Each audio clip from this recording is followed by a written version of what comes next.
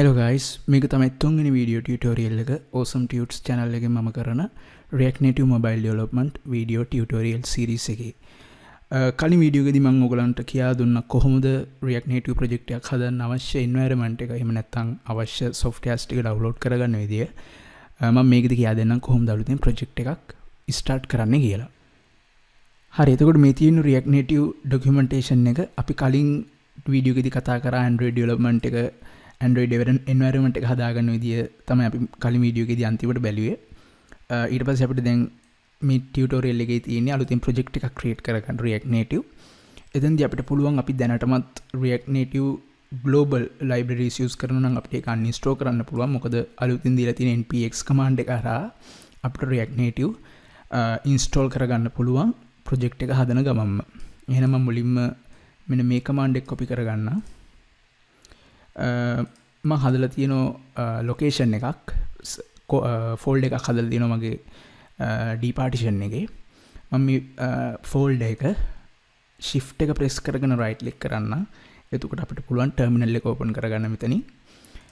මම terminal එක open කරගත්තට පස්සේ ඔයාලා බලන්න මෙතන path එක තියෙන්න ඕන ඔයගලන්ගේ project path එක. මෙතන තියෙන project path එක තියෙන්න ඕන. ඊට පස්සේ අපිට පුළුවන් copy කරගත්ත command එක paste කරලා npx command එකක් ඒ කියන්නේ node package executor command එකකින් අපි තමයි අපි project එක හදන්නේ. React Native project එකක් අපි හදන්නේ. අපි use කරන version එක latest version එක. init කියන එකෙන් තමයි project එක create කරන්නේ. project එකේ නම තමයි awesome project. මම awesome project කියන name එක වෙනස් කරගන්නම්. මම දෙන්නම් my first project. එහෙම නැත්නම් ඕගලන්ගේ කවුරු හරි client කෙනෙක් හදනවා නම් ඒ අදාළ project එකට සම්බන්ධ නමක් මෙතනට දෙන්න පුළුවන්. මම දැන්ට දෙන්නම් my first project කියලා. හරි, මේ command එක ඊට පස්සේ execute කරන්න පුළුවන්. මේකට ටිකක් වෙලා යන්න පුළුවන් මොකද online libraries download කරගන්න ඕන React Native වලට අදාළ. ඊට පස්සේ ඔයගොල්ලන්ගේ internet connection එක ගත්තොත් සාමාන්‍යයෙන් ටිකක් හොඳ internet connection එකක් තියෙන්න ඕනේ මේ process එකට. මොකද කිව්වොත් මම මෙතන okay to proceed yes කියලා දීලා enter කරන්න. හරි. මොකද කිව්වොත් සාමාන්‍යයෙන් internet connection එක slow වුණාට පස්සේ මේ process එක අතරමැද්දේ නවතින්න පුළුවන්. ඒ හින්දා හොඳ internet connection එකක් තියෙන්න ඕන. නොකැඩී තියෙන connection එකකුත් වෙන්න ඕන. හරි, එතකොට දැන් අපිට බලා ගන්න පුළුවන් project එකක් develop වෙනවා. project එකක් create වෙන කලින් අවශ්‍ය libraries ටික තමයි මුලින්ම download කරගන්නේ. හරි, එතකොට React Native libraries ටික download කරාට පස්සේ ඊළඟට අපි template එකක් download වෙනවා. අපි සාමාන්‍යයෙන් අපි project එකක් හදන්න පටන් ගනිද්දී අපිට හදලා දෙනවා මුලින්ම interface එකක් ඕනම React Native project එකක් හදද්දී. CLI project එකක් හදද්දී interface එක වෙනස් Expo project එකකට වඩා. එතනදී CLI කියන්නේ command line interface කියන එක. මම දැන් හදන්නේ CLI project එකක්. අපි බලමු project එක හැදුනාට පස්සේ කොහොමද ඊළඟට ඒකේ coding පටන් ගන්න කියලා.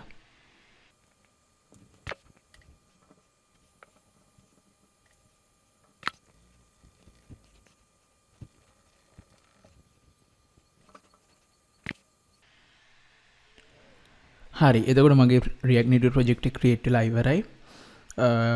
create වෙලා ඉවරුනහම මේ විදිහේ අපිට message එකක් තමයි බලා ගන්න පුළුවන් වෙන්නේ. දැන් අපිට පුළුවන් project එක create වුණාද කියලා බලන්න. අපේ folder එකේ හැදිලා තියෙන project එක අපි හදපු නමින් folder එකක්. ඒ folder එක open කරාට පස්සේ මෙන්න මේ විදිහේ file structure එකක් තමයි බලා ගන්න තියෙන්නේ. ටිකක් files වැඩියෙන් අපිට බලා ගන්න පුළුවන්. folders එහෙමත් බලා ගන්න පුළුවන්. එතෙන්දී අපිට බලන්න පුළුවන් Android වලට වෙනම folder එකක් තියෙනවා. iOS වලට වෙනම folder එකක් තියෙනවා. ඊට පස්සේ node modules කියලා folder එකක් තියෙනවා. මේ node modules කියන folder එකේ තමයි අපි හදන application එකට අවශ්‍ය ඔක්කොම libraries ටික download වෙන්නේ. එතකොට අපි ගත්තොත් size එකෙන් සාමාන්‍යයෙන් වැඩිම folder එක තමයි මේ folder එක. ඒ folder එක ගත්තොත් සාමාන්‍යයෙන් ලොකු content එකක් බලා ගන්න පුළුවන්. එතකොට මේ තමයි libraries අපිට ඕන වෙන අපි mobile application එක develop කරද්දී අපිට අවශ්‍ය වෙන libraries ටික තමයි මේ තියෙන්නේ. හරි, ඊට පස්සේ දැන් අපිට මේක මේ විදියට code කරන්න බෑ. අපිට මේ folder එකේ ඉඳගෙන අපි මේක open කරන්න ඕන. අපිට code කරන්න පහසු වෙන IDE එකකින්. මම ඒකට install කරගන්නවා VS Code එක. හරි VS Code එක install කරගන්න ඕගලන්ට පුළුවන් මුලින්ම download කරගන්න පුළුවන් VS Code එක download VS Code කියලා type කරන්න. ඊට පස්සේ අපිට එනවා මෙතන Visual Studio Code කියන එක. මම මේ link එකට යන්න. මේක simple software එකක්. ඒ කියන්නේ සාමාන්‍ය setup එකක් තියෙන software එකක්. මම මේක download කරගන්නම් Windows operating system එකට අදාළ මම ගන්නම් user install එක 64 bit.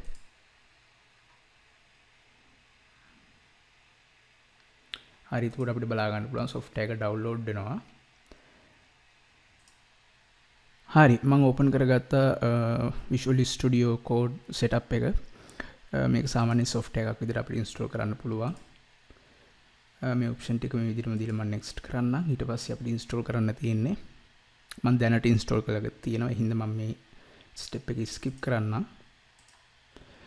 ඊට පස්සේ අපිට පුළුවන් අපි command prompt එකේ අපි දැනට React Native project එක හදාගත්තා.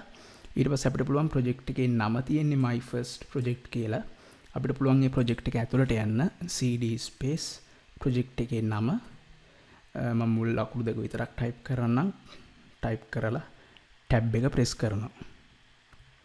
ඊට පස්සේ enter එක press කරන්න. එතකොට දැන් අපි ඉන්නේ project එක ඇතුලේ. මෙතනින් දැන් මම type කරනවා code space full stop mark එකක් enter press කරන්න. හරි ඊට පස්සේ අපිට බලා ගන්න පුළුවන් අපේ project එක දැන් Visual Studio Code කියන software එකෙන් open වෙලා තියෙනවා. එතකොට මේ තමයි අපේ project එකට අදාළ structure එක. අපි අර folder එකෙන් බලපු structure එකෙන් බලා ගන්න පුළුවන්. මෙතනදී දැන් අපිට ඊළඟට තියෙන්නේ coding start කරන්න. අපි ඒක ඊළඟ video tutorial එකේ නම් බලමු.